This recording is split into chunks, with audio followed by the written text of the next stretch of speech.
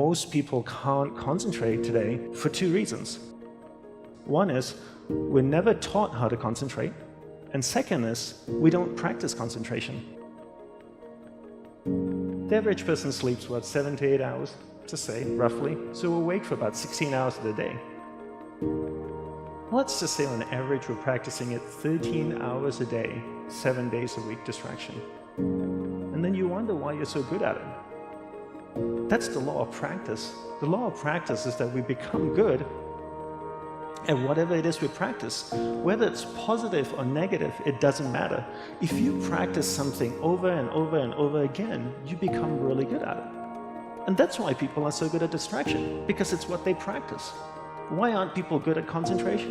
Because they never taught it and they never practice it. They don't need to be drugged. They just need to be taught how to do it. Children don't need to be drugged. They just need to be taught how to concentrate. And then they need to practice it, just like anything else, to become a good tennis player, to become a good dancer, the performer, anything. Practice, practice, practice. And then people say things like, technology are great distractors, right? Smartphones. Oh, I have this thing so distracting, my smartphone. The internet. Are they distractors? I'd like to say no first, and then yes, but mostly no. So technology in itself is not a bad thing. It's actually a beautiful thing, as long as we're in charge of it. But if every time your iPhone beeps or makes a sound and you turn to it and you go, "Yes, master, how can I serve you today?" then you live in that world of distraction. It's training you to be distracted. But if you actually use technology, then technology is not a bad thing. So how do we become good at concentrating? We start by understanding the mind, right? All of us have a mind. It's the most powerful tool in the world. We built a smartphone, it's put machines that drive itself on Mars, yet there's no manual for the mind, right? Yet you buy a point-and-shoot camera whose only purpose and duty is to point and shoot. It comes with a 100-page manual. Yet we have the most complex tool in the world, our mind, and there's no manual.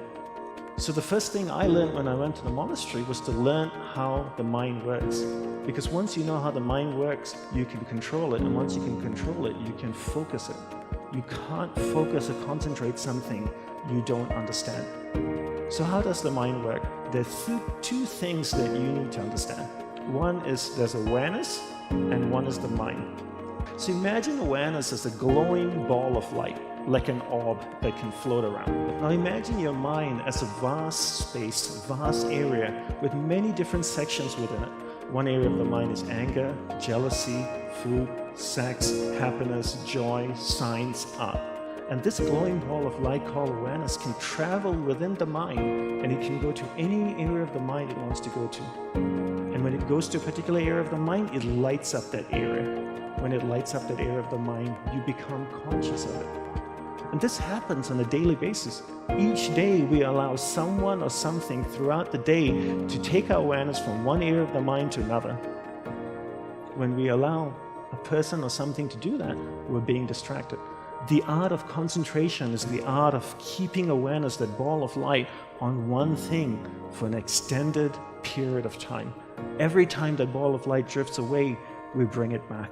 So that's the theory. You have awareness and you have the mind. So to be concentrated is to be able to keep your awareness on one thing for an extended period of time. How do we practice this? We practice this by doing one thing at a time throughout the day. What's the best way to develop concentration? The best way to develop concentration is to bring that practice into our everyday life. Look at opportunities throughout your day. In your average day, ask yourself, what's a great opportunity to practice concentration? So if you speak to your spouse for 2 hours a day, what a great opportunity to practice concentration. Every time you speak with your spouse or your partner, keep that ball of light, that awareness on that person. It drifts away, bring it back. It drifts away, bring it back. The more you practice this, the more you become better at concentration. Give her or him your undivided attention. Every time you speak with your child, practice concentration. Parents come up to me all the time and say, Dandapani, how can I teach my children to concentrate? You learn to concentrate first. There's an old saying that goes, monkey sees, monkey do, you know? And if you can't concentrate, you can't expect your child to concentrate. And if you don't teach your children how to concentrate, how can they possibly learn how to concentrate? They can't. The benefits of concentration are endless, right? When you're able to concentrate, you're able to focus all your energy into a single given point. Life is a manifestation of where your energy is flowing. And if you can't concentrate your energy, the things that you want to manifest in your life becomes very, very challenging. So learn to concentrate by doing one thing at a time. Bring this practice into everything that you do throughout the day. Make it a part of your life. Practice, practice, practice. Keep bringing awareness back and keep it focused on one thing at a time. Share this knowledge with your children. Be an example for them so they can grow up. Let's stop drugging our children and solve the simple problem by teaching them how to concentrate and helping them to practice concentration. Be unwavering in your focus. Proceed with confidence, because life is meant to be lived joyously, and it all begins by learning how to concentrate and staying focused.